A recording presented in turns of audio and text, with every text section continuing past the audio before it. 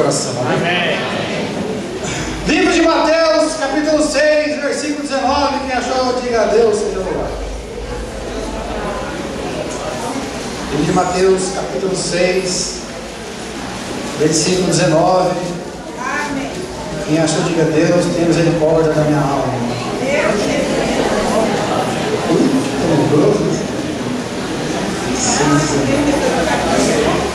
6:19.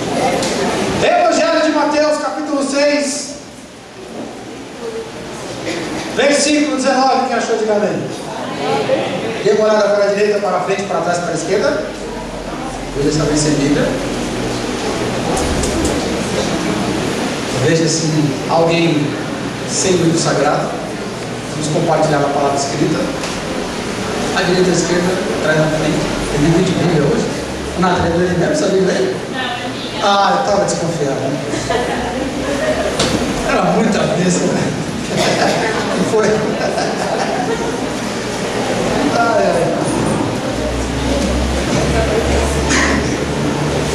Minha mulher hoje à tarde pediu, minha esposa pediu hoje à tarde, encarecidamente, para não fazer nenhuma brincadeira hoje no culto. Não falar nenhuma bobagem para ninguém rir. Eu prometo que não vou pagar nenhum mico hoje. Vou tentar não pagar nenhum mico, tá bom? Mateus capítulo 6, quem achou pode ficar em pé, por gentileza? Hoje vou pregar sobre a matemática de Deus, onde 2 mais 2 às vezes é 5, às vezes é 4, às vezes é 3. É uma matemática doida, nem Einstein explica. Quem achou, diga amém? Quem achou, diga amém? Vamos ler então? Mateus capítulo 6, versículo 19.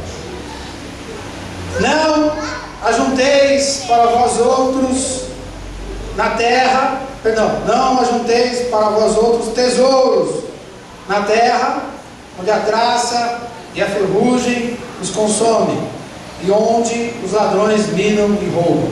Verso 20. Mas ajuntai para vós outros tesouros do céu, onde nem a traça, nem a ferrugem os consomem, e onde os ladrões não minam e nem roubam. E o verso 21, vou terminar dizendo o seguinte: porque onde estiver o teu tesouro, aí estará também o teu coração. Cubra a sua cabeça, feche seus olhos, vamos orar para o Senhor da iluminação. Querido Deus e Pai, nos dá agora a concentração que a gente precisa para esse estudo. Nos dá a revelação do Teu Espírito, para a gente entender o que a palavra quer dizer. Nos dá o convencimento do Teu Espírito, para a gente ser convencido e a gente se abrir para ser convencido pelo Senhor do que a gente precisa mudar. E usa o poder da palavra para nos encher da fé que a gente precisa, para a gente obedecer a Tua palavra, para que o nosso tesouro esteja realmente aí nos céus. É a nossa oração em nome de Jesus. Amém? Você está? Deixa a Tua palavra aberta no Teu livro sagrado. Muito bem. Houve um tempo que era pecado você falar em algumas igrejas, pelo menos dali das igrejas de onde eu venho, era pecado você falar sobre demônios. Então, na década de 80 mais ou menos, então se você entrasse numa igreja presbiteriana, se você entrasse numa igreja batista de qualquer sublinhagem, regular, na convenção, sabe, qualquer outro lugar, se você entrasse numa igreja congregacional, uma igreja metodista, então havia um grupo de igrejas que se você entrasse ali e frequentasse aquele lugar, jamais você ia ouvir alguém falar sobre demônios. Era meio que proibido falar sobre demônios. E da mesma maneira, como se não falava de demônios no mundo espiritual, também não se falava do Espírito Santo de Deus. Então o Espírito Santo era uma coisa meio subversiva. Então alguns pastores na hora de batizar tinham até medo, às vezes dava até vontade de batizar, de batizar o nome do Pai, do Filho e da terceira pessoa da Trindade, quase nem falavam o nome do Espírito, tanto medo que tinha do Espírito Santo. E as poucas vezes que alguém se arriscava, falava besteira, então eu vou ficar calado. Então naquele tempo era um tempo de trevas mesmo. Até que as igrejas, graças a Deus, foram se multiplicando, foram se dividindo, se multiplicando, muita gente começou a ler a Bíblia e descobriram que havia outras coisas ali que a gente não estava abordando. E aí se descobriu o mundo espiritual, começou a se falar de demônios e claro, começaram a se falar do Espírito Santo. E aí veio a renovação carismática, o embalo da renovação pentecostal, e aí Só tinha um jeito, ou as igrejas que não falavam do assunto entravam no assunto, botavam ordem na bagunça, digerir, resolver os problemas, responder as perguntas, ou elas simplesmente iam desaparecer. Aí viu o que aconteceu? A gente foi para a palavra, a gente estudou, a gente resolveu o problema. Por que eu estou dizendo isso? Porque hoje, em igrejas da mesma linhagem como a nossa, por exemplo, existem alguns assuntos que são meio tabus de falar. Por quê? Porque existe muita gente falando por aí, em muitos lugares, na televisão, no rádio, ao vivo nas igrejas, nas campanhas, nos congressos, onde for. Tem muita gente falando besteira, ensinando besteira, pregando besteira, e o pior, levando o povo a cometer coisas erradas. E o pior, ainda faltando com o testemunho pessoal, sendo subversivo daquilo que prega, ensina uma coisa e às vezes vivem outras. E eu estou falando de um assunto que você já ouviu a dar com o pau por aí, que é o assunto prosperidade. Quem de vocês já ouviu pelo menos uma mensagenzinha no rádio falando sobre prosperidade? Levanta a mãozinha, só para eu ver a sua cara de pau, deixa eu ver. Isso, obrigado. Já ouviu alguma coisa no lugar? Viver de X35 lá fora? Muito bem. Esse aqui vai se identificar com essa mensagem hoje. Então hoje, em algumas igrejas, parece que é pecado, parece que você precisa pedir desculpa para falar sobre a questão financeira. Só que a questão financeira, assim como os demônios do Espírito Santo, é um assunto que está na palavra e tem que ser abordado. Se você está na nossa igreja aqui já há alguns meses, já percebeu que a gente não prega assim aleatoriamente. Cada semana está uma temática diferente. Numa semana está falando sobre renovação espiritual, noutra semana está falando de problema familiar, noutra semana fala de dinheiro, noutra semana fala de conversão. É bem diversificado. A gente ensina aquilo que a palavra está mostrando. E é tudo, sobre tudo que a gente vive. E esse assunto não poderia ficar de fora. E hoje, chegou o dia de eu falar então, segundo o nosso planejamento aqui, sobre a nossa questão financeira, sobre dízimo, sobre oferta, sobre a nossa vida material, e como isso interfere na nossa vida espiritual, e como a nossa vida espiritual interfere nas nossas coisas. E eu vou começar a dizer, na nossa introdução, um versículo bem conhecido, que diz o seguinte, lá em Deuteronômio capítulo 16, se quiser anotar para depois ler, diz assim: porém, falando do povo de Deus, não aparecerá de mãos vazias, esse povo não aparecerá, vocês não aparecerão de mãos vazias perante o Senhor. Havia meio que uma ordem dizendo o seguinte: olha, toda vez que vocês se apresentarem para me cultuar, vocês não podem se apresentar de mãos vazias. E o contexto ali, se você tiver a paciência de ler, está falando de questões materiais, não está falando de uma oferta, de um coração quebrantado, de louvor, que tem que chegar humilhado, não, está falando de dinheiro. É como se Deus dissesse: olha, toda vez que você vier cultuar, você tem que trazer uma grana, senão eu não vou te me agradar do teu culto que você vai prestar. Se você está aqui já há algum tempo, então você já deve estar meio careca de saber, igual eu e o Ronaldo, por exemplo, assim, de que não se compra a favor de Deus. Meu dízimo, a minha oferta, essas coisas eu nunca vou comprar a favor de Deus. Claro que você já aprendeu isso. Mas, por outro lado, a palavra também ensina que essas coisas têm que ser praticadas e tem lá as suas vantagens, os seus benefícios. Eu vou dizer alguma coisa, mas antes de pensar nas vantagens, nos benefícios de se ter uma vida material pautada naquilo que a palavra ensina, o mais importante é pensar naquilo que disse lá o velho rei Salomão. Ele diz assim: olha, honra ao Senhor, preste louvor, preste adoração, dê dignidade, seja reverente, honre ao Senhor com os teus bens e com as primícias da tua renda. Só esse versículo já daria por si só uma pregação completa. A pergunta seria, uma pregação como essa: será que com tudo aquilo que eu tenho ganhado ao longo dos meses, ao longo dos anos, será que eu tenho honrado a Deus com o meu dinheiro? Quanto você ganhou no ano passado? Os americanos têm o hábito de fazer contabilidade por ano, né? O cara não fala assim: eu ganho 3 mil por mês. Ele fala: não, eu ganho 20 mil por ano. Porque por ano a calculadora fica mais interessante de fazer as contas, né? Se você colocar quanto você gasta por semana num pastelzinho ali na feira, quanto eu posso saber uma linda? R$2, R$3, né? Tem um lugar aqui, uma feira de quarta aqui no Praça Miguel, meu amigo. Acho que é 3. Quanto é? Acho que é. O que é? O que foi? Não pode brincar. Deixa eu contar, não vou contar a história? Tá bom. Eu falei que ele ia tentar, mas não consigo. Tem um pastelzinho aqui no Praça Miguel, meu amigo. R$3, e tem uma que é R$4, que é desse tamanho, vale no almoço, né? Quanto você gasta por semana com pastel? R$4, R$3, uma caldo de cana 5, e eu vou lá toda semana, já são 20 e pouco por mês. Mas por ano dá quanto? Multiplica por 12. Ui, aí já pesa na balança, hein? Puxa. Será que eu tenho honrado a Deus com a grana que Deus tem me dado durante o ano inteiro, ou não? Esse versículo que a gente leu junto, ele está falando de como as coisas materiais podem dominar as pessoas ou não. E Jesus começa dando uma ordem. Primeira ordem, uma ordem negativa: não acumule tesouro na terra. E é claro que é óbvio, evidente que ele não está ensinando aqui que você não deve economizar para comprar depois. Evidentemente que não é isso. Ele está falando de você colocar toda a tua energia, toda a tua concentração nas coisas materiais, a ponto de você viver única e exclusivamente para as coisas materiais. Ele está dizendo, olha, não seja louco, igual aquele sujeito da parábola, né? Louco, esta noite pedindo a tua alma, que você guardou, agora para quem quer que você deixou. Não viva para as coisas materiais. Use as coisas materiais para você viver. Então, ao invés de gastar energia pensando em como ficar rico e não aproveitar o que você já tem hoje, diz lá no verso 20, ajunte para vocês tesouros lá no céu, porque lá no céu ninguém rouba. O Lenis foi roubado essa semana. Mas no seguinte dia foi roubado aqui na porta da igreja, outro dia outra menina, só da igreja umas 3 ou 4 anos que eu me lembro. O cara foi lá, comprou um celular, pagou não sei quanto, e aí o ladrão aparece do nada, com um revólver na sua cabeça e leva o seu celular embora. E às vezes você ficou um ano inteiro sonhando com aquele celular, e em 2 minutos o ladrão levou. Aí se você pensar bem, poxa, que bobagem, né? E eu fico mais 2 semanas preocupado e triste, zangado que o ladrão levou. Se eu tivesse gastado a minha energia, quem sabe ia juntar um tesouro lá no céu, eu queria ver se esse ladrão ia roubar lá no céu. Essa eu queria ver. E lá no verso 21, que eu quero chegar, Jesus conclui dizendo assim: não faça essa inversão de valores materiais, porque onde estiver o seu tesouro, aí estará também o teu coração. Então diga assim, ui. Vai dizer, que aí a coisa vai apertando. Ele está dizendo assim, ó, presta atenção. Onde é que está a sua energia? Onde é que está a sua disposição, a sua atenção principal?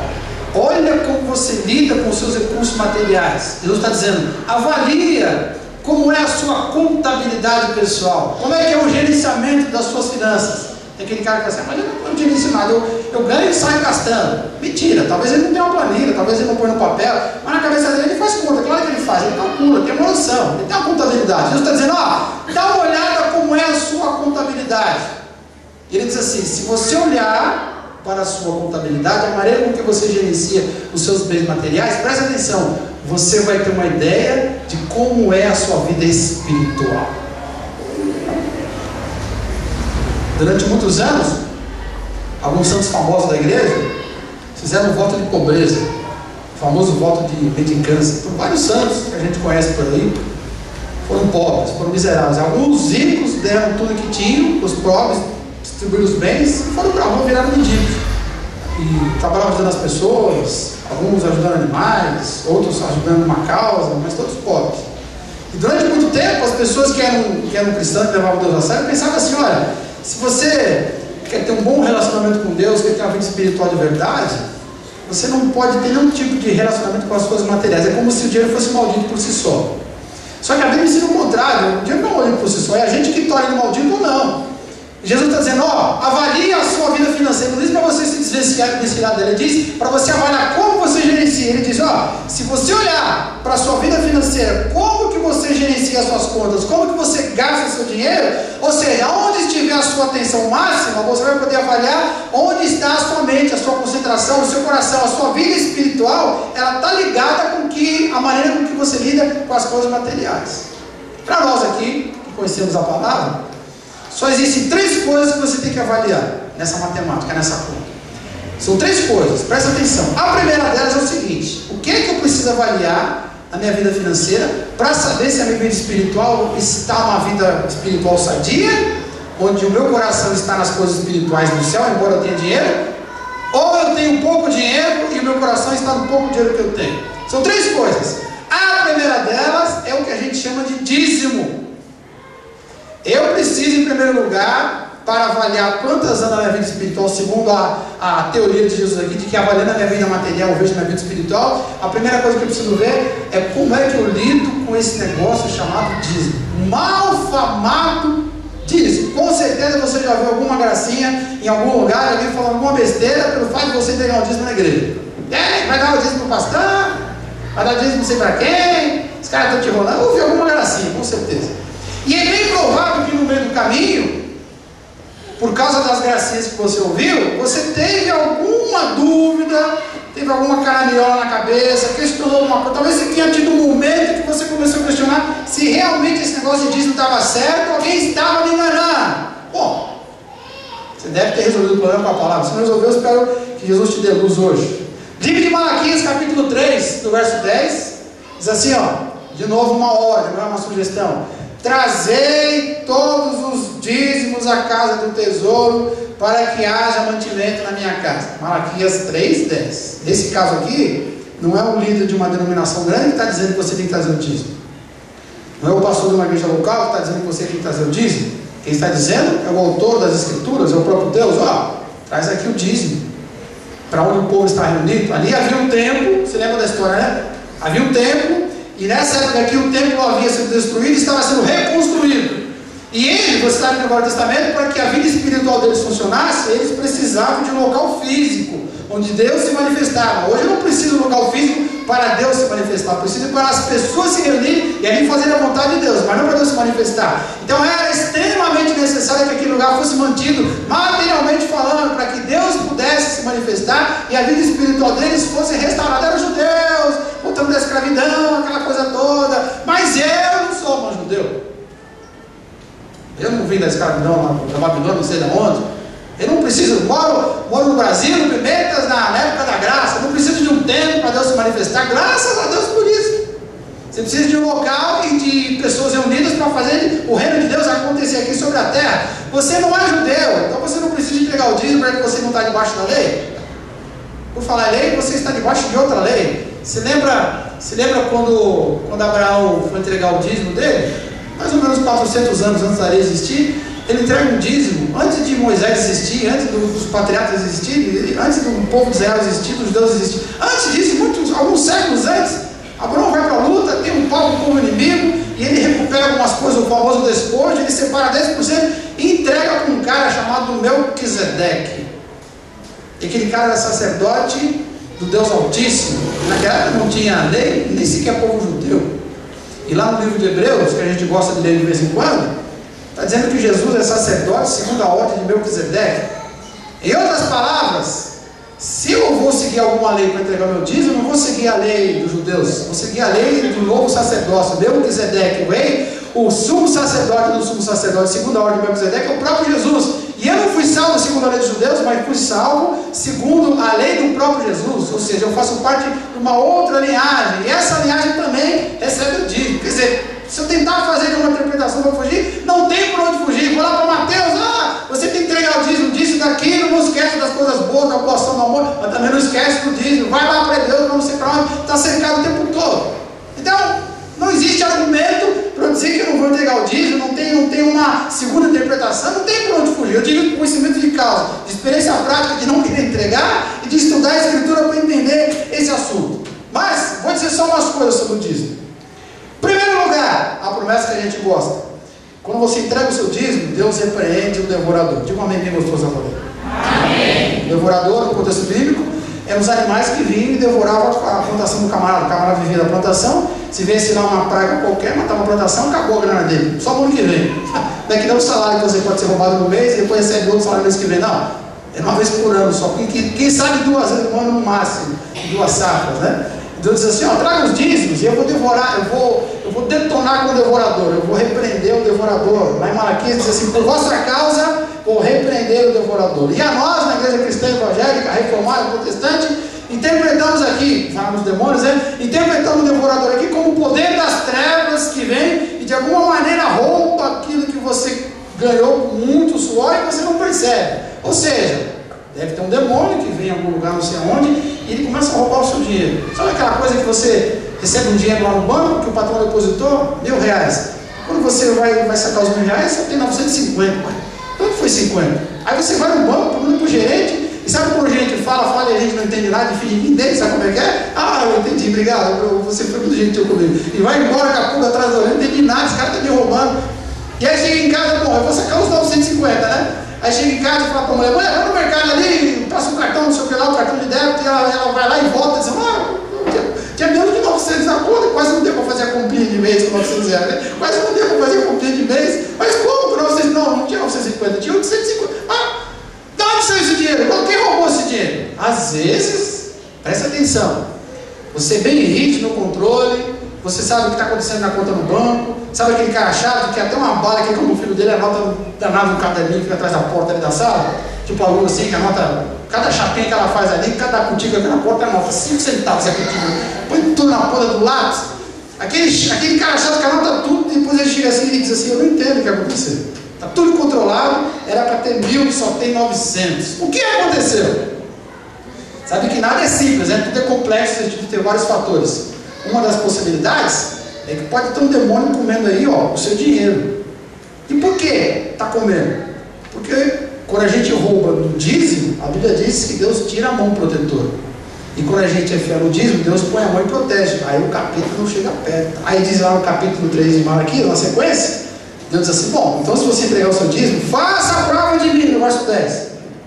Diz o Senhor dos Exércitos, que se eu não vos abrir as janelas dos céus e não derramar sobre vocês uma bênção, você me digando as palavras, além de eu não deixar as trevas comer o seu dinheiro sem você perceber, naquilo que você tem necessidade, pode ter certeza que eu vou abrir as portas para que a coisa aconteça. Sabe aquele cara que trabalha por conta, que depende de ele arrumar serviço todo dia? Tipo um carpinteiro, um cabeleireiro, alguém que trabalha assim por trabalho, por execução, por serviço prestado. Quando o camarada começa a roubar no dízimo, ele trabalha o mês inteiro e arruma 5, 6 serviços. E às vezes metade ele não recebe, os caras dão um calote nele.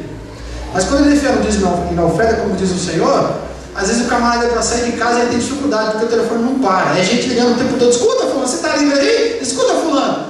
E já vai aquela coisa assim, o cara te ligando para dizer que pagou, já vi gente de testemunho nesse sentido, olha, eu não sei o que aconteceu, eu nem precisava de dinheiro, o cara ligou dizendo, fulano, você lembra de mim? Não lembro. Bom, você não lembra, mas eu lembro, estou te devendo uma grana, estou depositando na sua conta hoje, beleza? Mas como? Eu não sei que eu sou fiel no dízimo oferta e foi o que aconteceu. Quem diz isso é a palavra, faça a prova de mim, se eu não derramar sobre vocês uma bênção extraordinária. Deus, de novo, o que está dizendo. E se a gente acredita que as promessas do Velho Testamento são aplicadas em nós, na igreja hoje, então essa também não pode ser excluída. Outra coisa importante sobre o dízimo é a questão da justiça. Por que você precisa praticar o dízimo na sua vida material pessoal? Porque existem muitos gastos que as pessoas que estão do seu lado têm para manter o reino de Deus, e que se você sonegar o dízimo, esses caras não vão deixar a peteca cair.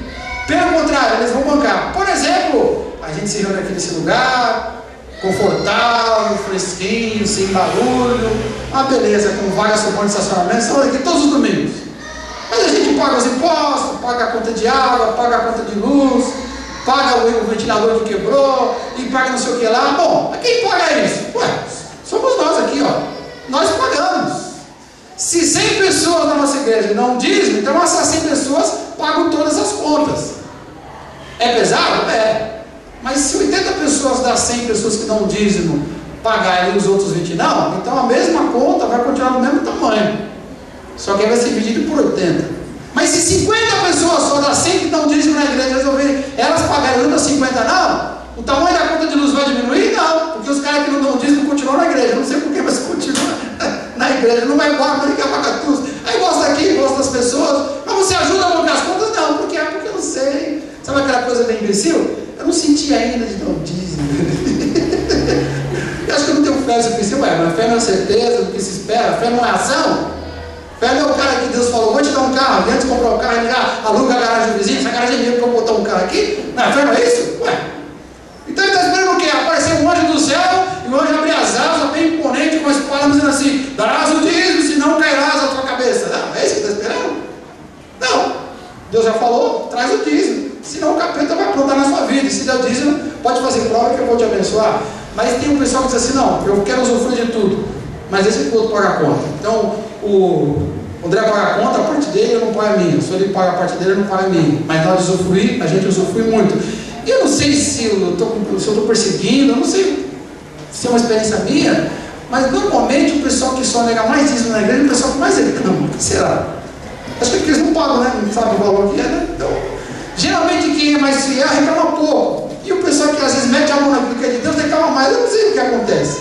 De qualquer maneira, a palavra ainda diz que se você frequenta um lugar onde aquilo te faz bem, há uma justiça aí que diz o seguinte: bom, se eu estou nesse lugar, esse lugar me faz bem, ainda que eu não ligue se os outros pagam as contas sozinhos, pelo menos por gratidão aquilo que está sendo me dado aqui nesse lugar, eu vou retribuir de alguma maneira. A Bíblia diz o seguinte, que nós que recebemos da igreja, da administração da igreja, bens espirituais, não há nenhum problema em nós repartirmos nossos bens materiais também com a igreja. Quer dizer, é uma questão de justiça. Agora, para terminar essa parte do dízimo, já que é assunto proibido, né?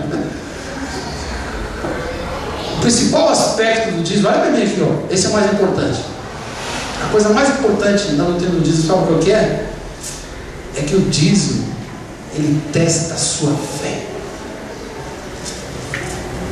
Se você tem 3 filhos, ganha R$1.000, você vai dar quanto dízimo, mesmo, André? 100 conto.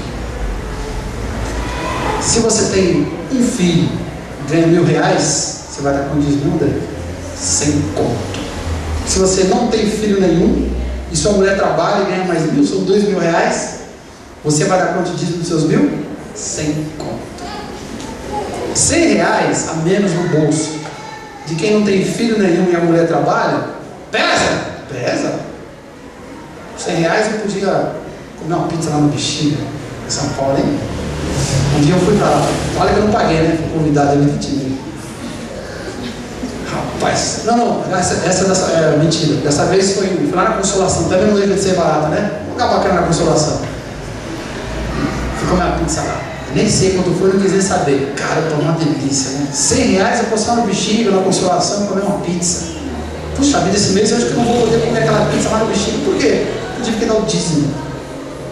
Porque eu trabalho com R$1.000, mas eu não tenho filho, não tenho conta, já, meu carro está quitado, meu carro está quitado. Agora, se eu tenho 5 filhos e eu tenho que dar R$100 de dízimo, meu amigo, na hora de você entregar o dízimo, você vai catar as moedas, você vai contar. Minha mulher veio comigo com até o centavo, né? Não é 300 e... Não quer arredondar isso ali. Quanto é o dízimo? É 357,65 centavos. É isso que entregar. Ah, arredondar para 400 reais. Fora, vai dar um dano seu aí. 400 reais. Você conta até as moedinhas. Você fala, puxa, eu vou fazer um exercício de fé, cara, mas olha, meu coração não está legal, está meio pesado, está meio triste aqui, mas eu sei que o reino precisa, eu sei que é certo, eu sei que é justo com as pessoas que estão comigo ali, eu sei que tem promessas, mas vai fazer uma falta danada em R$100 para quem ganha 1.000, puxa vida. E quanto mais pobre você é, mais você tem que usar a fé. Se você ganha 10.000 e vai dar 1.000 de dízimo, não é nada para você. O imposto de renda levou 3.000 antes de você pegar os 10.000. O cara ganha 10 e o imposto de renda levou 3, sobrou 7, dá mais 1.000, sobrou 6 para ele. Não é mesmo que imposto de renda. Mas se você ganha um salário mínimo, 550, 600 reais, e vai dar 50 de dízimo, aquilo pesa, cara. É aí onde entra aquela grande promessa, quando a palavra diz que os poderosos desse mundo não são muitos que se curvam perante Jesus. Por quê? Porque os caras compreendem as coisas materiais. Se você quer se avaliar, olha como é que você lida com essa questão. Depende se você ganha muito ou pouco. De repente você é um cara que ganha muito, só olha de vez em quando, péssimo para você. Mas pode ser que você ganhe pouco, mas sempre está ali, firme. Por quê? Porque alguma coisa dentro de você, espiritualmente falando, é melhor do que do outro. Porque se o meu coração está nas coisas materiais, aquilo vai pesar tanto que vai ser mais pesado do que a fé que eu tenho no meu coração. E o que pesa mais no seu coração? É a fé ou é o dinheiro? Que pergunta, hein? Então você avalie. Nos últimos 10 meses que você teve honorários, teve salário, teve rendimento, nos últimos 10 meses, quantas vezes você entregou o dízimo? Se você entregou as 10 vezes, pelo menos nesse aspecto aqui, parabéns, sua espiritualidade está supimpa, está guardando o tesouro no céu. Mas, se andou falhando, cuidado para o seu coração não estar nas coisas materiais. E Jesus falou o quê? Não ajunta tesouro na terra, onde o ladrão rouba, traça, corrói, ajunta tesouro lá no céu. O dinheiro não vai para o céu, claro que não, vai para a igreja usa, gasta o dinheiro. Mas a minha fé que me exercita quando eu dou o meu dízimo, mesmo quando a grana não dá, essa minha fé é o que vai me conduzir lá para o céu um dia. Quando chegar aquele dia, a gente vai chegar logo, em que chegar a nossa hora de partir desse mundo para uma melhor, o nosso passaporte não vai ser o cartão do banco, não vai ser a senha que eu tenho lá do cartão que não posso esquecer na hora de morrer. Você morrer, você não vai lembrar de nada, não quer saber de nada. O que vai valer vai ser a sua fé, porque ela vai te levar para o céu e lá onde você vai recolher ali a recompensa. Então cuidado. Como é que eu avalio a vida espiritual? Posso avaliar a vida espiritual, segundo disse Jesus, baseado na minha gerência pessoal dos meus recursos materiais. E o primeiro aspecto que você precisa avaliar na sua gerência das finanças pessoais é como você lida com o dízimo. Se as bobagens que você escuta por aí, se as coisas que não prestam que você lê por aí, se as suas incredulidades, se essas coisas juntas te impedem de dizimar, ou porque alguém, um pastor fulano de tal, não sei aonde, roubou o dinheiro dele. O problema é dele, se o cara roubou o dinheiro dele, o problema da igreja deles lá que resolve. Resolve o seu aqui. Às vezes por causa de um camarada que fez uma coisa errada, você deixa o capeta tomar conta da sua área. Igual os caras antes. O diabo fazendo e acontecendo, possuindo as pessoas, o Espírito Santo se manifestando em tudo quanto é lugar, e os bobões da igreja batista lá, da igreja batista, tudo parado, tentando encaixotar Deus. Não, aqui o Espírito Santo só age desse jeito aqui. Bobões. Até o dia que acordaram. Então acorda, esquece os outros, as outras igrejas. Não importa se fulano de tal, na igreja tal, roubou até não querer mais, se tem processo, se foi preso, se o outro foi pego com dinheiro na Bíblia, viajando sem plano, não se dane. O que importa é que no dia a dia, a relação vai ser você e Deus, Deus e você. E a maneira com que você lida com o dinheiro, com o dízimo, vai fazer toda a diferença. Diga amém. Diga amém. Diga eu vou ser fiel. Eu vou ser fiel. De novo, eu vou ser fiel. Eu vou ser fiel. Como é que tem essa última canção que a gente cantou? A última frase? Tudo te entregarei? É isso? Tudo te entrega? Isso. Diga assim, tudo te entrega. Segundo aspecto da sua vida financeira, você tem que avaliar para saber se o seu coração está no céu ou está na terra. São as ofertas. Lá em 2 Coríntios, diz assim: cada um contribua segundo tiver proposto no seu coração, porque Deus ama o que dá com alegria. Sabe o que é oferta? Cada um contribua segundo propôs no coração, porque Deus ama o que dá com alegria. Tem um espertão que diz assim: esse mesmo vou dar o dízimo porque eu não estou com alegria. Mas aqui está falando de oferta. Dízimo é uma coisa, oferta é outra. O dízimo é o exercício da sua fé, independente do seu sentimento. E a oferta? A oferta é um troço à parte. Primeiro que não é uma coisa que você faz com regularidade. Quando alguma situação específica se levanta, no meio do povo de Deus, em certo lugar, quando uma necessidade se levanta, aí aquele povo se mobiliza e diz assim: bom, então vamos levantar uma oferta. E não é que você vai tirar do seu dízimo que você entrega com regularidade para botar na oferta. Aí vai estar roubando Deus do mesmo jeito. Vai enganar quem é Deus? Talvez engane o Reinaldo, o tesoureiro, o André, a cabeça financeira, mas Deus não. A oferta é uma coisa esporádica, que você não dá o tempo todo, mas dá num certo momento da vida da igreja. Valores específicos, com focos específicos. Agora, o mais importante, a Bíblia diz para você não contribuir só porque a gente precisa, mas tem que contribuir porque Deus ama o que dá com alegria. Meu amigo, se existe uma coisa que eu preciso ter na minha vida, sabe o que é? É o amor de Deus derramado abundantemente aqui nessa alma velha, cansada. Como eu preciso saber que Deus me ama o tempo todo. Ela estava conversando com ela hoje, ela está sentada com ela, não sei aonde, né? Deixa eu beber minha água ali. Sabe que essa semana passada teve um livramento. Contou até na terça-feira aqui, ela estava com criança pequena, e lá no meio do parquinho, daqui a pouco uma criança chegou para ela dizendo: tia, olha aqui essa arma que eu achei aqui, ó, vou tirar você, tá? Ela dava aula para a criança e descobriu uma aluna dela pequenininha, achou um revólver escondido no parquinho, tirou o revólver e começou a contar para todo mundo. Imagina o desespero, ela com muita calma e profissionalismo, separou as crianças e com muito jeito, já que a criança que pegou vai ter algum grau de retardo mental, para piorar, né? A menina com algum grau de retardo mental, criança, 7, 8 anos, com uma arma na mão que acabou de achar enterrada. Tia, eu vou te matar, tia, eu vou te dar um teco. Vou te dar um teco.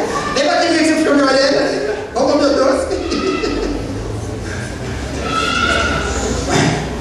Olha lá naquele dia, o que eu estava dizendo? Eu esqueci o que eu estava falando. Vou te dar um tempo, hein? Me dá um teco. Será que eu lembro? Deixa eu ver. Não vou lembrar nada. Vamos botar aqui no dízimo. Lembrei. Ah, estou vendo, não conta não. Lembrei que eu contei essa história que eu lembrei, engraçada. Você está trabalhando e daqui a pouco a sua vida desapareceu como? Estava andando, ia para o trabalho, tomei uma fechada e capotei. Uma vizinha que eu tinha aqui em cima na rua da Cascata, foi limpar a janela, bateu o vento. Estava uma escada de alta pra caramba, uma escada de 50 centímetros. Sabe aquela 12 graus que você limpa a janela? Bateu um vento, você inclinou, bateu a cabeça no chão e morreu. Não, devia ter uns 30 anos mais ou menos, sua vida é nada. E às vezes a gente se prende por questões materiais. Eu não estou sentindo alegria. Dá com para dar oferta? Não, oferta é por a igreja precisa num certo momento específico. Eu vou falar umas coisas que você precisa entender sobre oferta, coisas importantes. Primeira delas, a sua oferta tem que ser proporcional às suas posses. Presta atenção, o dízimo é 10% para todo mundo. E a oferta é de acordo com aquilo que Deus tem te dado. Você, enquanto que o dízimo, independente do que você está sentindo, você tem que ser fiel. Se na oferta você tiver com o coração pesado, é melhor você não fazer nada. Espera ter alegria primeiro. O dízimo é 10%, e a oferta é aquilo, como diz o texto que a gente vai ler aqui, como que a gente leu, segundo Deus colocou no seu coração. 2 Coríntios capítulo 8, o verso 11 diz assim: completai agora a obra começada, para que assim como revelastes prontidão no querer, assim também levais a termo segundo as posses. Verso 12, 2 Coríntios capítulo 8: porque se há boa vontade, será aceita conforme o que o homem tem, e não segundo o que ele não tem. Primeiro ensinamento aqui sobre a oferta: ela é proporcional às suas posses. Olha para mim aqui, que isso é importante. Olha para mim aqui, ó. Meu amigo, se um dia Deus colocar no seu coração o desejo e a vontade de participar de uma campanha aqui na nossa igreja ou qualquer outro lugar, e onde as pessoas vão te pedir não um dízimo, mas uma oferta, presta atenção, entregue uma oferta, não entregue uma esmola. Esmola você dá para mendigo na rua, e mesmo assim, nem para mendigo, não sei se é bom você dar uma esmola de moedinha. Você tem que dar pelo menos uma coisa que o cara come, pelo menos um sanduíche ali na esquina. Não pode ser as moedinhas que você achou no bolso. Às vezes você está no carro, alguém bate no vidro ali, você mexe no cinzeiro ali e cata as moedinhas e dá para o camarada ali e conta. Isso é esmola. A oferta não é esmola, é segundo as suas posses, é proporcional às suas posses. Não faz sentido o cara ganhar 5 mil reais e na hora que a igreja dele, onde ele congrega, onde ele participa, a igreja está envolvida com uma causa específica, ele ganha 5 mil, tem lá um saldo todo mês de 1.500, 2.000 reais, e na hora de dar uma oferta, eu vou dar 10 reais de oferta. Aí olha para o lado, às vezes tem um outro lá que ganha 1.000, tem muito mais gasto do que ele proporcionalmente falando, se esforça e dá 100, 200 de oferta, às vezes mais do que eu disse, não é que ele entendeu. Eu lembro no caso aqui, quase 10 anos atrás, como o tempo passa, né? Nem que não sei se os mais antigos se lembram, mas a igreja era pequenininha aqui, a gente fez 3 aplicações aqui, né? Cada uma mais engraçada e mais interessante que a outra, mas quando a igreja era bem pequenininha, parecia uma capelinha daquelas americanas, acho que as laterais eram de madeira, se não me engano, bem simplesinha. Aí, assim que eu cheguei aqui na igreja, comecei a avaliar algumas coisas, de repente eu descobri uma coisa bem interessante, de que a nossa escritura era um pedaço de uma folha de papel desse tamanho, daquele carnezinho que você compra ali no rally, sabe? Eu disse assim para alguém: me dá a escritura da igreja, deixa eu dar uma olhada. Aí me entregaram, eu quase morri aquele dia, me entregaram uma folhinha de papel escrita caneta, o valor que a igreja tinha pago, sem registro em cartório, sem você filho, num pedaço de papel desse recibo que você compra no rally, sabe? Escrito, ó, tá aqui a escritura da igreja. Eu falei: ah, meu Deus do céu. E a gente era pouquinha gente na igreja, naquele tempo as pessoas ganhavam muito pouco. Eu me lembro que aqui na igreja, gente que já tinha feito faculdade, dava para contar numa mão, quantos estavam pelo menos pensando em entrar numa faculdade. Hoje não, tem gente estudando, gente formada, gente que tem dinheiro porque se capacitou e foi atrás e correu, mas naquele tempo era pouquinha gente, ninguém tinha nada. E a gente foi atrás do verdadeiro dono do terreno. Naquela época, se eu não me engano, foi 7 mil reais o preço que o dono pediu. 10 anos atrás, 7 mil reais era dinheiro que não acabava mais. E tinha no primeiro culto que eu vim aqui, devia ter umas 40 pessoas mais ou menos, umas 30, oscilava de 30 e 50 pessoas, os frequentes da igreja. E desses aí você tinha mais ou menos a metade que são crianças e muito adolescente que não trabalhava. O André, por exemplo, tinha uns 15 anos na época, né? Era só bola e mais nada. Não trabalhava. Esse é uma meia dúzia de adultos que trabalhava ganhando um salário mínimo, 2 no máximo, 7 mil reais. Eu sei que o povo se mobilizou, como a Bíblia ensina, deu até daquilo que não tinha, deu mais do que eles poderiam dar. E a gente conseguiu naquela época mais de 10 mil. Não me pergunta de onde veio, que até hoje eu não sei. Você lembra do Pimentel dizendo assim: vamos comprar um lanche para comemorar. Vamos comprar um lanche. O dia que a gente voltou de Mogi com a escritura na mão, já que você comprou, vamos comprar um lanche. Entrando de cara. A sua oferta tem que ser igual ao do pessoal que no passado, mais do que pode. Não esmola, Deus não precisa de esmola. Se a pessoa, se ele te desse esmola, que você pedisse alguma coisa para ele, não fala desculpa, é outra coisa que eu quero te falar.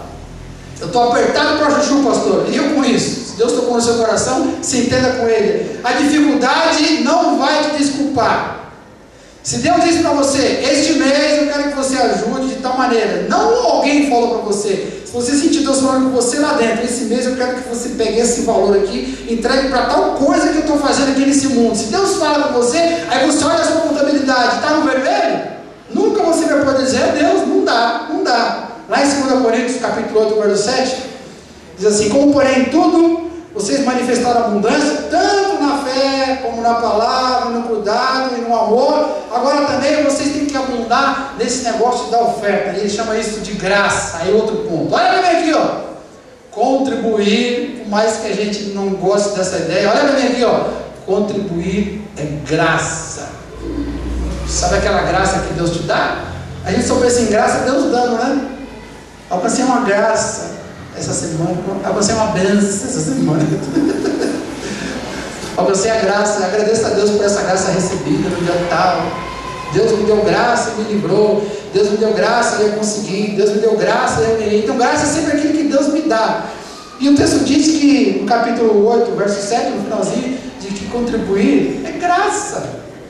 Olha, aquilo que me leva para o céu, aquilo que me cura, aquilo que me salva, que me consola, aquilo que Deus me dá, mesmo merecendo, Deus não dá nada, pelo contrário, me jogar no inferno, aquilo que faz eu merecer sem merecer, agora abre as portas para que eu possa dar alguma coisa também. Então dar é mais do que obrigação, é graça, é um privilégio. Olha, mas se eu olho para o doar como um peso na minha alma, eu vou perder a graça, e de novo aí, desculpe, mas eu me torno mais uma vez um desgraçado. Eu não quero ser um desgraçado, eu quero ter a graça em todos os sentidos. O problema é que a gente muitas vezes só quer a graça de receber, mas não quer a graça de dar.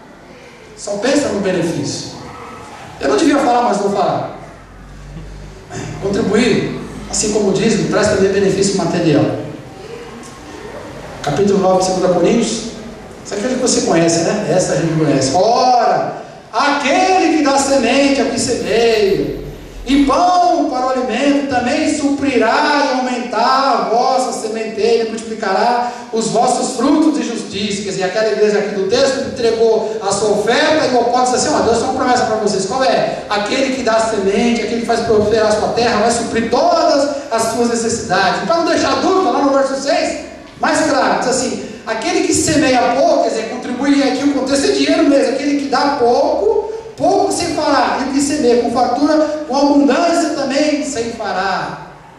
E tem aquele outro texto paralelo de Filipenses, quando diz assim, que o meu Deus, segundo a sua rica grandeza e graça e misericórdia, vai suprir todas as vossas necessidades em Cristo Jesus, porque os caras tinham dado uma oferta para o apóstolo que estava viajando e pregando a palavra. Olha que coisa.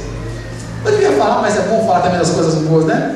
Contribuir também, dá graça. Eu dou, é graça. E quando eu dou por graça, Deus me dá graça, eu acabo prosperando. E as poucas pessoas que eu conheci, que tinham o coração e o bolso aberto, coincidência? Claro que não. No máximo, como disse alguém, uma jesuicidência, né? As poucas pessoas que eu conheci, que tinham o bolso e o coração aberto, que davam além do dízimo, e não só de vez em quando, mas todo mês entregavam uma oferta para alguém que está precisando em algum lugar. Interessante, as poucas pessoas que eu conheci nessa condição são pessoas aponadas, dinheiro que não acaba mais. Eu falo, onde sai dinheiro para esse cara? Eu não entendo. Eu não vejo ele ganhar muito, mas esse cara tem isso, tem aquilo, consegue aquilo, como pode ser? Está explicado, é a generosidade do coração dele. Ele dá muito, Deus dá muito. Simples assim. 2 mais 2 nesse caso são 4 mesmo, não tem dificuldade nenhuma. Onde estiver o seu tesouro, estará também o teu coração. Quando a igreja se levanta para uma campanha, diz assim, a gente precisa de um desafio novo. E o desafio é o seguinte, além do dízimo, durante alguns dias, a gente vai ter que se esforçar e dar um pouco mais. Quando a igreja diz isso, quando a igreja se envolve num negócio desse, como é que você reage? Se avalia. Se você é o primeiro a fechar o coração e falar, não, já estou dando dízimo, já está de bom tamanho, vou embora para minha casa, assistir minha TV de 57 polegadas, que eu estou pagando ainda. Se você é o primeiro a fechar o coração, quando alguém fala de oferta, cuidado, para você não estar querendo juntar tesouro na terra, onde o ladrão rouba, a traça corrói. Jesus falou, junta tesouro no céu, lá o ladrão não chega perto. Então se avalia como é que você lida com essa questão. Diga de novo, eu vou ser fiel. Eu vou ser fiel. Não é mesmo final da música lá? Diga, tudo entrego a ti. Mais uma coisa. Terceiro e último aspecto que você precisa avaliar para saber se o seu coração está nas coisas materiais ou no mundo espiritual. Eu chamei isso de o saldo do sustento. Capítulo 25 de Mateus, verso 23. Disse-lhe o Senhor: muito bem, servo bom e fiel, foste fiel no pouco, sobre o muito te colocarei, entra na alegria do teu Senhor. Olha para mim aqui de novo, por gentileza. Se eu ganho R$1.000, eu sei que pelo menos R$100 eu tenho que entregar para o reino de Deus. É delicia que eu tenho que entregar onde eu estiver reunido com o povo de Deus. Já aconteceu aqui na nossa igreja alguns casos assim, que a pessoa diz assim para mim: olha, eu sou membro de uma igreja lá nos Cafundé do Judas, não sei aonde, tipo Itapipoca do Jeripincô, que eu não sei aonde. Bom, e daí? Bom, e daí que eu estou vindo aqui já tem alguns meses, não sei o que, barará, e eu quero então entregar o meu dízimo aqui. Peraí, mas você ainda é membro de lá? Sou. Ainda está debaixo da autoridade espiritual do pessoal de lá? Estou. Você vai se desligar de lá para cá? Ainda não? Acho que ainda não. Então faz o seguinte, meu irmão, pega o seu dízimo, manda lá para a Jeripipoca do Pindaguaba, não sei de onde. Mas você não precisa da grana. Puxa, como a gente precisa da grana? Claro que a gente precisa. Mas a delicia é que você tem que entregar o seu dízimo onde você está congregando. É lá que você tem que entregar. Não importa ali o valor. Depois que você tirou os seus 10%, que é automático, te sobra quanto dos R$1.000? Sobra quanto? 900 pontos. Aí eu posso fazer o que quiser com esses 900? Sim ou não? Sim ou não? Cuidado. Sabe qual seria o ideal? O problema é que a gente é carnal, né? Sabe qual seria o ideal? Todos os meses, quando eu recebesse a minha grana, eu me ajoelhasse e falasse assim: Deus, está aqui, ó, tudo que eu ganhei esse mês. E o Senhor já revelou na palavra escrita que 10% já não é meu. Sobra aqui, Senhor, os 90%. Então fala para o teu servo como é que eu devo gastar, e onde eu devo gastar, e quanto eu devo gastar esses 90% que sobraram. Eu deveria ter esse raciocínio, essa atitude todos os meses. Mas a gente é carnal. Quando eu penso em orar, eu já gastei o dinheiro. Eu oro para Deus me ajudar. Oh Deus, agora eu se enrosquei. Tá mal. Mas se eu fizesse isso, se a gente fizesse isso, além dos 10% que eu já tirei, que está revelado, você pode ter certeza, como você está me vendo, de que Deus nunca ia mandar você gastar os 90% com você mesmo. Algum percentual ele ia mandar você gastar com as pessoas que estão ao seu redor. E outro percentual com pessoas que talvez você nem conheça. Gente que está longe, fazendo alguma outra coisa que ele interesse no reino de Deus. E talvez aí sobrasse 50% para você. E mesmo assim, olhando para a escritura, você não ia gastar os 50% que sobrou. Ia fazer a poupança, guardar um dinheiro para a prática das vacas magras, ou para investir em alguma coisa no futuro, ou para sair da dívida, seja o que for. Mas assim que a gente faz. A gente faz tudo errado. Só que o problema, como diz o texto que a gente leu, segundo o nosso gerenciamento do pouco que a gente tem, a gente um dia vai ser colocado sobre muito. E se o nosso gerenciamento do pouco for muito ruim, ao invés de ser colocado sobre muito, até o pouco que eu tenho vai ser tirado de mim. E você encontra muitas vezes um pessoal que serve ao Senhor, que se empenha, pelo menos em algumas áreas, a gente vê os caras se empenhando, mas que não dão a mínima para essa questão material, trata o dinheiro como qualquer coisa, esquece que a palavra fala sobre isso, tem medo, tem que pensar sobre o assunto, e vai gastando e vai torrando, em impossibilidade de tomar conta, e vai quebrando todos os princípios. Esse pessoal está pecando porque não gerencia bem aquilo que sobrou como saldo de sustento, e um dia vai ter que prestar contas, e muitas vezes presta contas antes de morrer, por isso que às vezes a vida não prospera. Olha para mim aqui, ó, os últimos 10 anos, faz a avaliação aí, os últimos 10 anos, pensa quanto você ganhava, proporcionalmente falando, há 10 anos atrás. Pensa nos bens que você tinha 10 anos atrás. Pensa no padrão de vida que você tinha 10 anos atrás. E compara com hoje. Compara com hoje. Se essa comparação não é muito agradável, você percebeu que você perdeu algumas coisas, o padrão de vida desceu, alguma coisa está errada a maneira de você gerenciar. Talvez o julgamento já chegou e você não viu ainda. E o que não chegou vai chegar com certeza, porque não gerencia direito. Vou te falar só algumas coisas sobre o gerenciamento. Primeiro, O maldito do endividamento, a maldita das dívidas. Um dia eu ouvi o Silvio Santos falar numa entrevista o seguinte para alguém: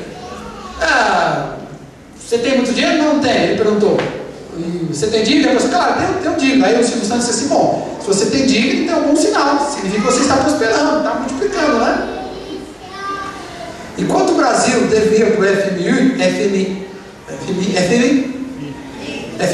Fundo Monetário Internacional, enquanto ele tinha uma dívida externa, como era a qualidade do povo brasileiro, sei lá, 15 anos atrás, 20 anos atrás, quantas pessoas podiam ir para a faculdade, quantas pessoas podiam comprar casa própria, quantas pessoas podiam ter um carro, quantas pessoas podiam, pelo menos uma vez por mês, sei lá, no verão, ir para a praia e tomar um banho de sol lá nas praias de Santos e voltar todo vermelhão dizendo: fui para a praia esse domingo. Quase ninguém, era um luxo. E olha, mudou muita coisa? Graças a Deus que mudou. Mas tem gente que continua na mesma situação, cara. Enquanto o Brasil devia, ninguém fazia isso. Hoje muita gente faz isso, que o Brasil acabou com as dívidas. Presta atenção, o nosso governo está dando exemplo. Enquanto o Brasil devia, o povo estava mal. A hora que o Brasil resolveu pagar as dívidas e pagou, o governo Lula acabou a dívida, agora a gente está emprestando dinheiro no Fundo Monetário Internacional. Essa semana os caras oferecendo dinheiro. Quer uma graninha para ajudar a Grécia? Está querendo uma grana aí? A Espanha está no mesmo buraco, Itália piorou. Como disse um jardista no rádio essa semana, só não me chama de tio, né? Tio não, grana aí. Eles acabaram com a dívida. E nós aqui, ainda tem cristão pensando o seguinte: a minha filosofia é a do Silvio Santos. Ai, oi, endividando você chega lá. Você chega no inferno se endividando. Porque a palavra diz que você não pode se endividar. Deuteronômio capítulo 28. O Senhor te abrirá um tesouro no céu para dar chuva sobre a tua terra no tempo certo para te abençoar e a obra das tuas mãos. E emprestarás a muitas pessoas, porém tu não tomarás emprestado. Se eu, para saldar a dívida, se eu para comprar qualquer trem, eu preciso pegar emprestado, significa que eu não tenho bênção, eu não estou debaixo de maldição, porque aqui o texto diz o seguinte: se você for abençoado, você vai ter para emprestar, e quando precisar comprar, vai comprar à vista. Você está brincando? Estou brincando não. 2, 3 semanas atrás, o gordo aí não, estou vendo a noiva dele. 2, 3 semanas atrás o gordo veio aqui, aquela cara daqui não tem nada, né? Palhaço por natureza. Hoje não é teatro não, hoje é teatro não. E quem viu o gordo uns tempos atrás? O gordo, o que você está fazendo, gordo? Vamos para a praia, gordo? Gordo, vamos comprar uma. Gordo, o gordo devia para ninguém e o gordo emprestou dinheiro. Você não sabe, ele não fala, mas eu posso falar. O gordo emprestou dinheiro até não querer mais com um monte de gente da igreja. Alguns não pagaram, outros pagaram, outros estão devendo ainda para ele. O gordo tinha um serviço aí, cara, ganhando micharia por mês. 3 semanas atrás, um mês atrás, o cara vem aqui, o que ele falou? Que comprou uma casa ali, ó, no cash. Quem pode comprar uma casa no cash hoje, mano? Tem que fazer o financiamento. O que é o financiamento? É dívida. O cara te empresta 1 e você paga 1,50 para ele. Olha que negócio de grego. De grego não, eu estou quebrado. Presente de grego. O que a Bíblia diz? Você precisa aprender a gerenciar o seu saldo de sustento. Acaba com essa história do endividamento. Acaba com essa palhaçada. Se é que você quer ter debaixo da bênção mesmo. Além disso, você tem que dar um fim com o tal do consumismo desenfreado. Olha para mim aqui de novo, por gentileza, em nome de Jesus, olha para mim. Estamos em novembro. Povo de Deus, presta atenção. Um dia desse era janeiro. Um dia desse a gente estava no carnaval. Um dia desse a gente estava comendo ovo de Páscoa, né? Um dia desse a gente estava com frio. Agora estamos só suando aqui pra caramba nesse calor. Já estamos em novembro. Antes de acabar outubro, eu vi algumas lojas botando enfeite de Natal.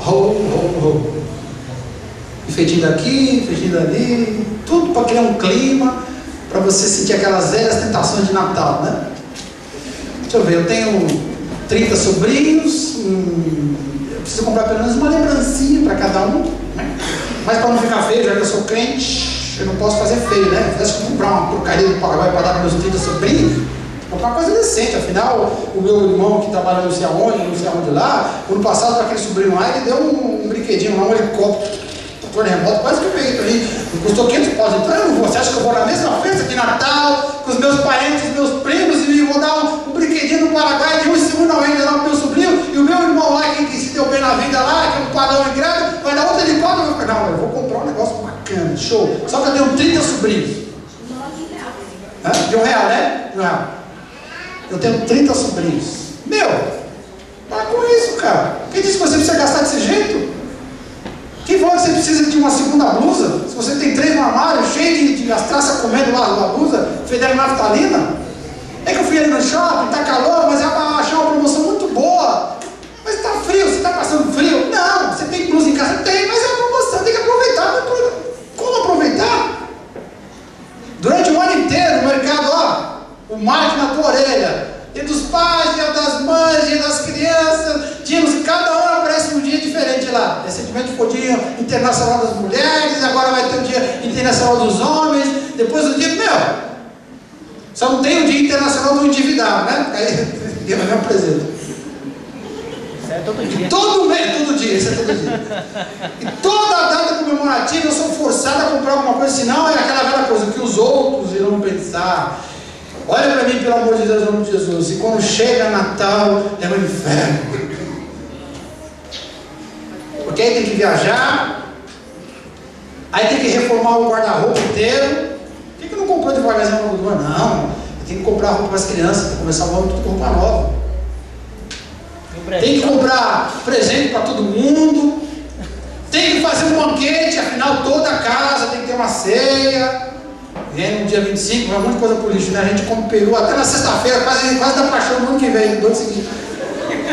Aquele peru desgraçado, o peru não acaba nunca, meu. Seco ainda? Seco! Se a gente bebesse ainda, né? Misturava com qualquer coisa, ela descia, mas não bebe. Meu, no final do ano, se você não ficar esperto, sabe o que você faz? Além de você se deixar dominar pelo consumismo, você acaba roubando de Deus, sabe por quê? O 13º. Olha pra mim aqui, ó! Ainda existem pessoas que são servas de Deus que acham que o 13º não é dizimado. Não, dízimo é só de 12 salários. Olha, esse 13º que você ganhou, não vai todo por quê? Não é sobre toda a sua renda? O cara rouba a Deus no final do ano. Deus, eu vou te dar um presente nesse Natal, tá bom? Nada. E aí entra na sua negação. Malaquias 3,8. Roubará o homem a Deus? Todavia, vós me roubais e dizeis: e quem te roubamos? E Deus, para não deixar a dúvida, diz: nos dízimos e nas ofertas. Você não rouba só no dízimo. Quando Deus enche o seu coração e alguma coisa diz assim: vai, participa desse negócio, Deus está te chamando, Deus está te dando, olha, eu quero que você participe, eu sei que você já deu o seu dízimo, mas ó, é durante algum tempo, participe, eu quero que você... Quando Deus enche no seu coração, você sente aquela coisa explodindo, aquela alegria, vontade de participar. Ai, meu Deus do céu, eu quero participar dessa contribuição, eu quero ajudar nisso, eu sei que eu já decidi, mas eu quero ajudar nisso. Mas aí se enrolou porque é final de ano e acho que não vai dar para dar oferta. Aí você, além de roubar no dízimo, rouba na oferta. Como é que eu estou gerenciando aqui o meu saldo para sustento? Eu estou gerenciando como alguém que tem os olhos fixos lá na herança celestial, na recompensa lá no céu? Ou eu estou gerenciando como se eu fosse botar tudo no meu caixão quando eu morresse? Como escrever alguém no livro? O dia que você perde, é só dinheiro. Depois você ganha de novo. E às vezes o cara, porque não tem sustento, ele deixa a vida dele virar um inferno. Caramba, a minha vida é um inferno porque eu não posso viajar 2 vezes por ano, só uma vez, que droga. Quando chega no inverno, aí eu não posso comprar as blusas da moda porque estão inflacionadas, né? Posso ir no Brasil e comprar uma blusa ou outra, 2, mas queria comprar a blusa da moda, a grife, aquela de couro, sabe? Droga. A vida é um inferno que eu não pude comprar. Aí chega no verão, ai, não posso fazer isso, não posso fazer aquilo. Ah, vou pra praia, vou pra Santa. Queria ir pra Miami. Tem um amigo que foi para as Bahamas. Você vê até a foto dele no culto. Será que não era vontade, não? Ai, que inveja. Mas não disse que é inveja, né? Ele fica olhando de longe. E aí, em vez de viver a vida, fica preocupado porque está endividado. E fica pensando igual um amigo meu quando foi se casar. O que eu vou fazer quando eu voltar da lua de mel? Eu falava assim, como é que vai ser sua lua de mel? A lua de mel vai ser assim, assado, a gente vai não sei pra onde, blá blá blá. Eu falei, pô, já casou, né? A casa a gente já comprou alguns móveis, não sei o que lá, mas tá alugada. A casa alugada e os móveis, mais ou menos, mas você tá com muita dívida, tô com bastante dívida, mas o importante é a lua de mel. Mas como assim importante? O importante não é a noiva? Ele falou, a noiva também, mas o importante é a lua de mel, a viagem. Lua de mel, eu dizia, eu falava assim, lua de mel só uma vez na vida. Tomara que não se separe nunca, né? Lua de mel só uma vez na vida. Depois a gente voltar, a gente dá um jeito. Tem 20 anos, está pagando dívida até hoje. É aluguel. Não, não estou exagerando. Até hoje está pagando dívida, e se eu não me engano, até hoje está no aluguel. 20 anos. Onde está seu coração? Porque onde estiver o teu tesouro, aí também estará o teu coração. Deus é fiel? Sim. E eu? Será que eu sou fiel? A minha espiritualidade está bem de vida, está saudável, está crescendo, minha fé está sendo exercitada? Ou as minhas contas, a minha maneira de lidar com o dinheiro mostra que a minha vida espiritual está uma porcaria? Se as respostas para essas perguntas tão picantes, tão tocantes, tão cortantes, se as respostas para essas perguntas não forem muito boas, ainda há uma esperança. É só você mudar a sua postura, que a palavra foi revelada para você. Diga amém. Amém. Diga, eu sou fiel. Eu sou fiel. Vamos fazer uma oração? Vamos ficar em pé em nome de Jesus.